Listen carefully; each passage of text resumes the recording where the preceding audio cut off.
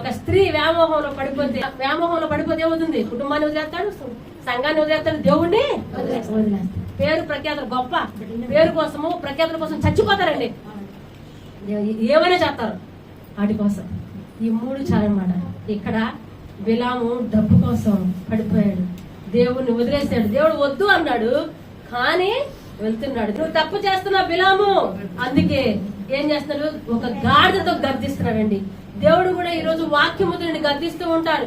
అమ్మా నువ్వు తప్పు చేస్తున్నావు, నీ భర్త తెలియకోకుండా, నీ భార్యకు తెలియకోకుండా నువ్వు తప్పు చేస్తున్నావు అని చెప్పి దేవుడిని గద్దించినప్పుడు నువ్వు మేల్కోవాలన్నమాట.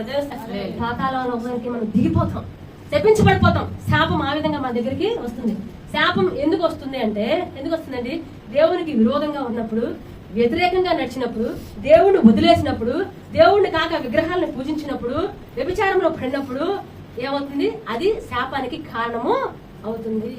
అదే మనకి శాపంగా మారుతుంది. ఎంత గొప్ప ప్రవక్త, ఒక శక్తివంతమైన వ్యక్తి, దేవునితో ముఖాముఖిగా మాట్లాడే వ్యక్తి, అన్యుడైనప్పటికీ దేవుని ఎరిగినవాడు, ఇలా ఒక ప్రవక్తగా గొప్ప పేరు తెచ్చుకున్నవాడు, ఆ దేవుడినే కొలుస్తున్నవాడు. ఈరోజు డబ్బు చూసి దేవుడు వద్దన్నా కూడా వెళ్తున్నాడు. దేవుడు ఇప్పుడు ఈ శోధనలో ఏం చేసి పడిపోయాడు.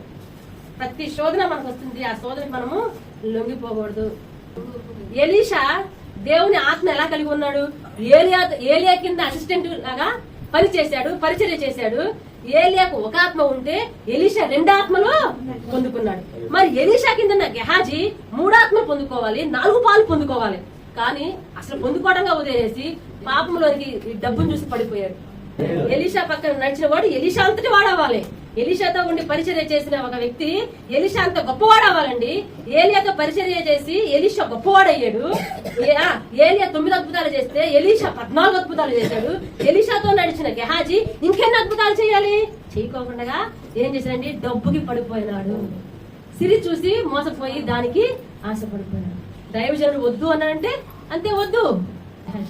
ఏ కుష్ఠరోగం అయితే ఆ స్త్రీ ఆ న్యాయాధిపతి కలిగి ఉందా, ఆ వ్యాధి ఈ గెహాజీకి వస్తుందండి.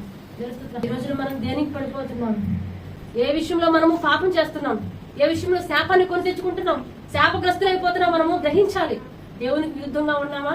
దేవునికి లోబడి ఉన్నామా? ఆదాము ఒక్క తప్పు చేయటం వల్ల ఈ భూమి శపించబడిందండి. ఒక వ్యక్తి ద్వారా ఒక కుటుంబం శపించబడింది. ఒక వ్యక్తి ద్వారా ఈ భూలోకమే శపించబడింది. దేవుని స్తోత్రం, హల్లెలూయా. మరి మన కుటుంబం శపించబడుతుంది, మన బిడ్డలు శపించబడతారు. మన శాపం మనతో ఉండదు. కాబట్టి మనం ఎంత లోబడి ఉండాలి దేవునికి. దేవుడు ప్రతిసారి పదే పదే వాక్యంతో గద్దిస్తున్నాడు. బద్ధకంగా ఉండకు, మోసపోకు, అన్యాయం చేయకు, తిరుగుబాటు చేయకు, దేవుని యందు భయభక్తులు కలిగి ఉండని చెప్తూ ఉన్నా కూడా దేవునికి విరుద్ధంగా విరోధంగా నువ్వు